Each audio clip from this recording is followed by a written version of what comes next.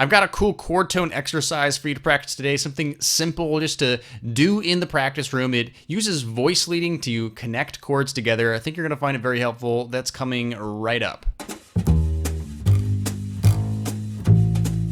What's up, Brent from Learn Jazz Standards, which is a blog, a podcast, and videos all geared towards helping you become a better jazz musician. If you don't want to miss anything that goes on in this channel, make sure that you subscribe below and get locked into everything that we have going on here. Now, one thing that a lot of beginner improvisers and even beyond that have issues with is outlining chord changes. And sometimes I find the simplest thing to do is just to go back to the basics and simply outline the chords of chord progressions that you are working on by just playing the chord tones. Because at the end of the day, I think chord tones are what we really need to be honing in on in our improvisation, because those are what are going to define the chords. Now, on top of that, voice leading is really important, and if you don't know what voice leading just simply means it's connecting melodic ideas, like or chord tones or different melodic tones in a stepwise motion, so that you're able to connect them easier. That, in other words, not big jumps so it sounds discoordinated and disconnected.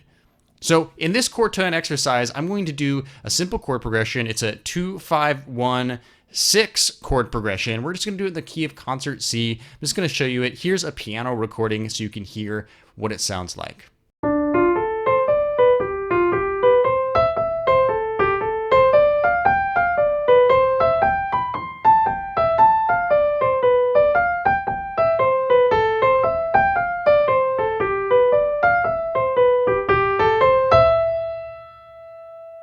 So let's take a quick look at this and try to see what's going on here. So we start with this D minor 7 right on the root on D, and it just goes up the chord tones, the arpeggio. Now here's the important part. This is where we connect to a near chord tone in the next chord. In this case, it's going to be G7, and I'm choosing to connect it with the D.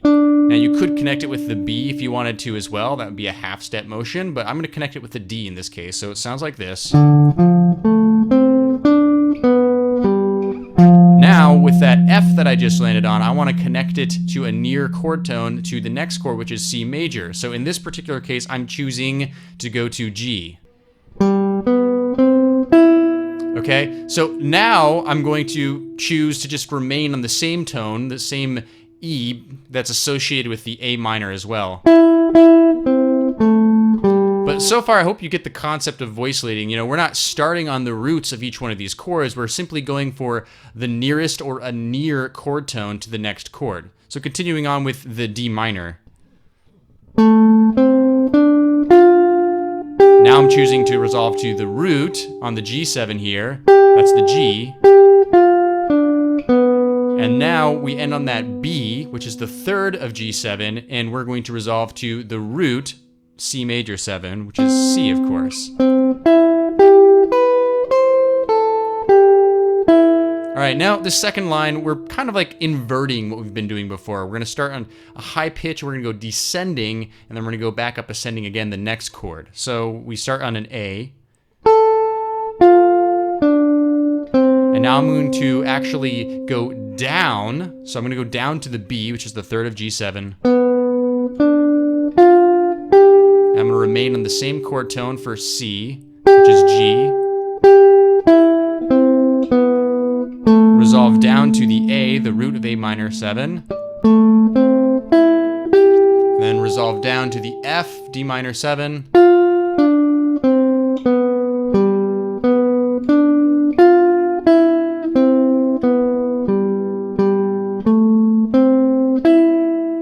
Okay, so did you see how that works? That's voice leading and chord tones put together. So you can compose your own exercise like this. You can make different choices in your voice leading, but the whole point of this is you're connecting the chords together in a melodic fashion and you're outlining these chord progressions. If you have this down, this skeleton down, it becomes so much easier to start understanding how to improvise over chord progressions like this. So go ahead, pick your own chord progression, compose your own one, use the one that I've showed you today, but put this into your practice today, and I think you're going to find the the benefits. Now, if you like stuff like this is just a very small fragment of what I do in my ebook, Zero to Improv, which is an ebook that helps you become a great improviser from the ground up. We do lots of different things like this that help build our improv skills. So check that out at zerotoimprov.com if you want to learn more about that.